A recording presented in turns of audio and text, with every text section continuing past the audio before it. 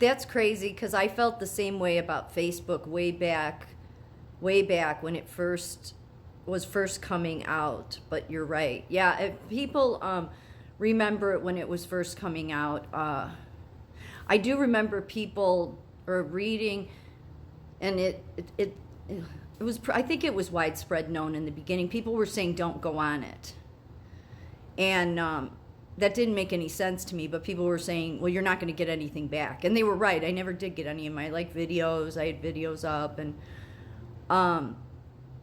would have loved to have gotten those back. I wouldn't even remember my account name now. But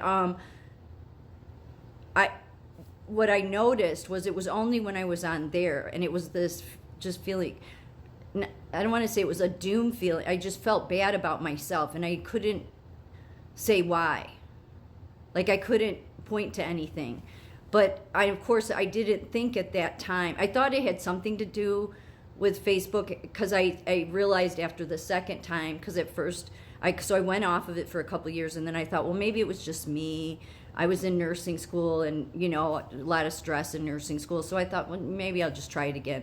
But immediately the same thing happened, and then I'm like, no, it's just a narcissistic playground. That's how I view Facebook, as a narcissistic playground.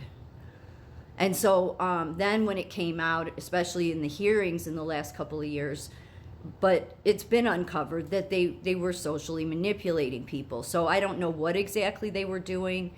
But yeah, there was, like, what was it? 800,000 people that were affected from some of their social manipulation. And I would say I was in that group, because that's the reason why I've never gone back on it.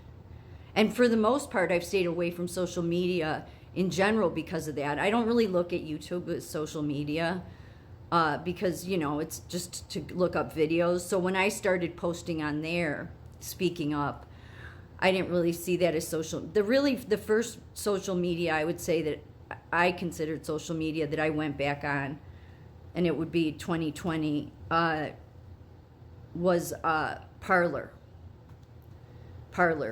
That was really, I would say, because I don't even think I was on Twitter yet.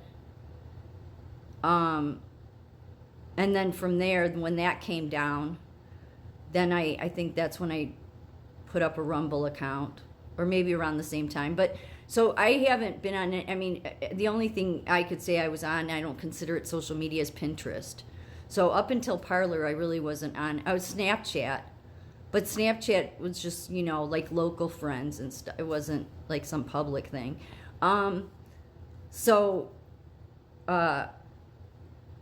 Yeah, I wasn't really until Parler that I went back to social media, and I've never had that happen again.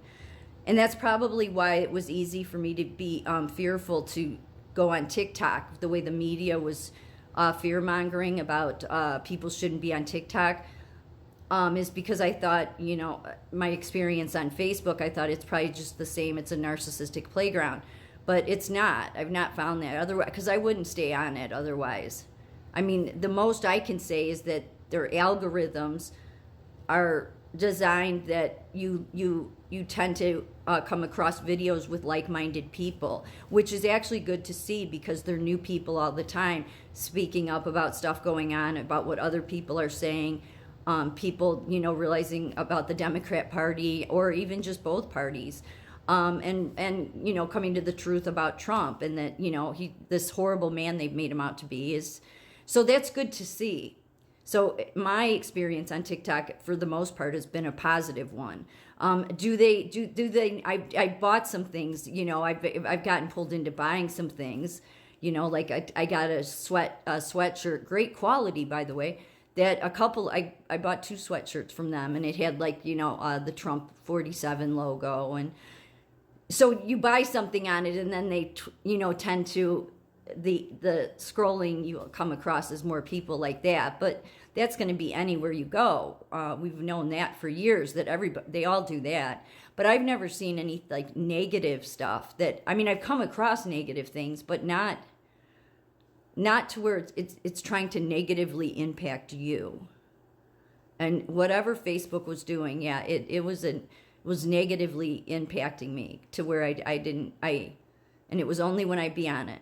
So I think if more people thought back early on to Facebook, they'd realize they were likely part of a social experiment on Facebook. And I'm sure maybe they just used random people, but and don't know what they were doing. It's always been a narcissistic playground. And it always will be. So I can imagine what it's like now. It's like 100 times worse. So when I haven't had that experience on TikTok yet, I had it on Facebook, and yet all of our politicians continue to push how dangerous TikTok is. It infuriates me because it gets old. Parler wasn't like Facebook either. Parler, I didn't have any of that. Parler was actually the best, in my opinion. Just a lot of it was a lot like Twitter, but of course they got rid of it. And again, that was another platform where I had a lot of followers, and then again, nothing like TikTok, but I had a couple thousand. For me, that's a lot. And so it's like that as soon as it's like that's what they want to eliminate, and so they got rid of Parler. So for the very jagoffs in the swamp, the politicians, all of them to carry on about TikTok, it's like, well, you took Parler away. Okay, so the government has shown that even though they get on the media every night and say, no, we support free speech. No, you don't. Because the only free speech platform, other than Truth, okay, but even Truth, I'll post things here and there, but you don't get any reach. I'm not saying it has anything to do with Trump. I'm sure he loves the platform. I think most people are on Truth to see what he posts. It's his platform, so I'm not trying to say he's doing it. It seems like it's something like it's some sort of an American completely owned problem. Like, who is controlling it? Because they got rid of Parler, and Parler was great, but Parler was a ton of people that were posting videos and posting pictures of what was going on in 2020, even leading up to the election. So of course they wanted to get rid of it. So then when you start going after a platform where millions of Americans are on it, and just like on Parler are speaking up in support of Donald Trump, speaking up in what happened in 2020, and expressing using our right to free speech that wasn't given to us by the government, but was an unalienable right by God, then that doesn't look good. I don't care what their excuses are. And I see everybody that then supports that as people that want to disregard freedom of speech, because there's no way all of us on here can know that all of those other platforms, they have silenced us. They have put us in a box. But they don't know that millions of Americans stay on TikTok because it's the freest platform. Yeah, so yeah, Facebook is the worst of all. If anything should be banned. And I'm not saying it should, but if there's anything that's dangerous and should be banned because of the decades of things they've done to children, the way they play with their algorithms, the interference they themselves did with elections.